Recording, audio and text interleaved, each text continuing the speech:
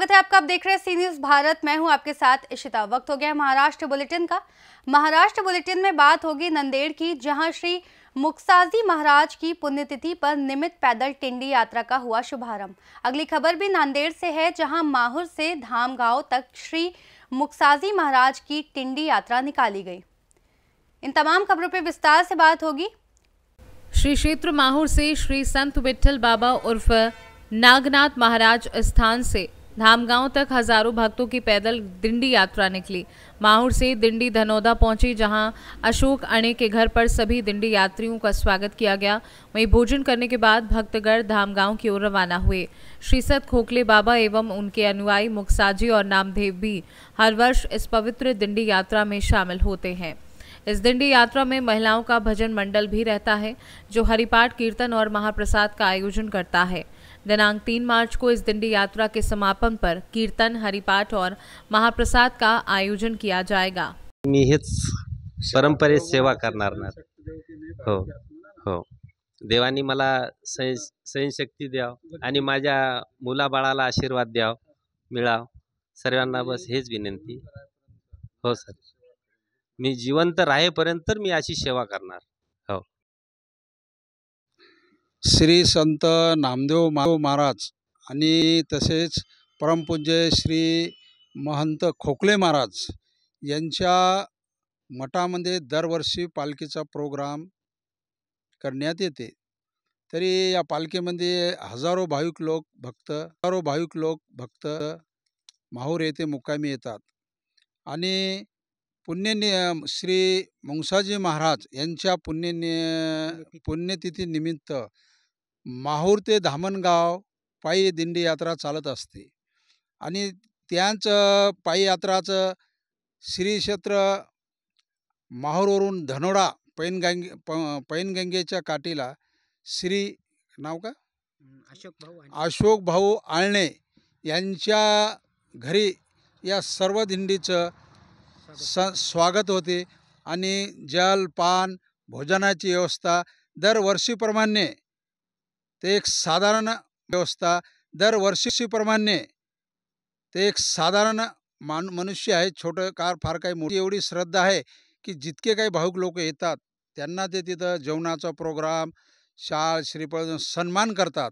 आणि तिथून हे सर्व भाविक भक्त मंडळी धामणगाव तरी बी श्री संत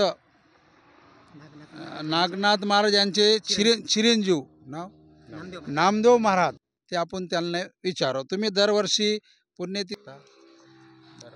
आम्ही दरवर्षी धामणगावला आईवडिलाच्या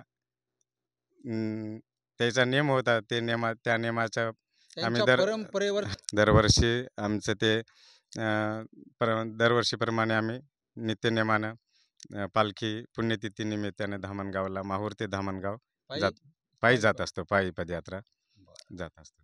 परंतु तसेच त्यांचे श्री खोखले महाराज यांचे चिरंजीव होत असतात। आमचा 2004 पासूनचा हा नियम आहे। तसं तर आमचे वडील अशोकाने आमचे वडील 1969 सालापासून या परमार्थिक जीवनामध्ये आहेत। माझे वडील संत महान तपस्वी विठ्ठल बाबा उर्फ नागनाथ महाराज खोखले, माझे वडील किनवट तालुक्यातील नागडव या देवस्थानावरचे त्या ठिकाणी त्यांची तपश्चर्या अनुष्ठान झालेलं। त्यानंतर उनकेश्वर देवस्थान इथे सुद्धा त्यांचं तपश्चर्या अनुष्ठान झालेलं ठिकाण आहे आणि त्यानंतर त्यांनी माहूर या गावी सुद्धा 1996 साली मठाची जागा घेऊन हा आश्रम संत नागनाथ महाराज यांचा आहे। तरी त्याला नियम चालवी माझा, त्या नियमाप्रमाणे आमच्या आश्रमामध्ये पासून नागडव ती पदयात्रा पण होत असते। 1969 सालापासून ती पण आमच्या आश्रमामध्ये पदयात्रा चालू आहे।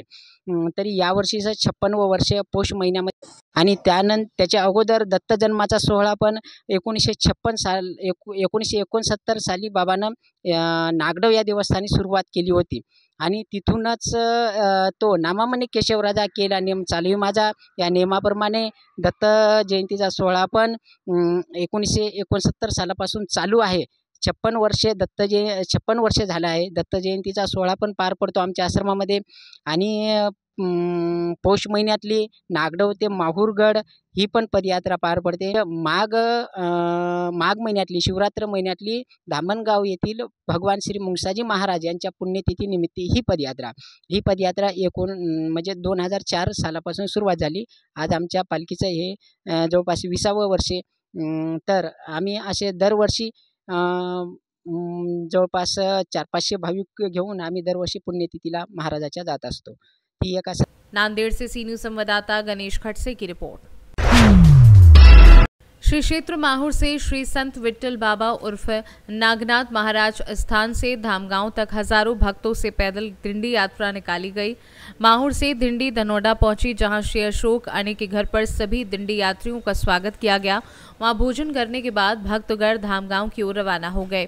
श्री संत खोखले बाबा एवं उनके अनुयायी मुक्साजी और नामदेव भी हर वर्ष इस पवित्र दिंडी यात्रा में शामिल होते हैं। इस दिंडी यात्रा में महिलाओं की भजन मंडल भी रहता है, जो हरिपाठ, कीर्तन और महाप्रसाद का आयोजन करता है। नांदेड़ से सी न्यूज संवाददाता गणेश खड़से की रिपोर्ट। फिलहाल इस बुलेटिन में बस इतना ही। देश और दुनिया की तमाम बड़ी खबरों के लिए बने रहिए सी न्यूज भारत के साथ।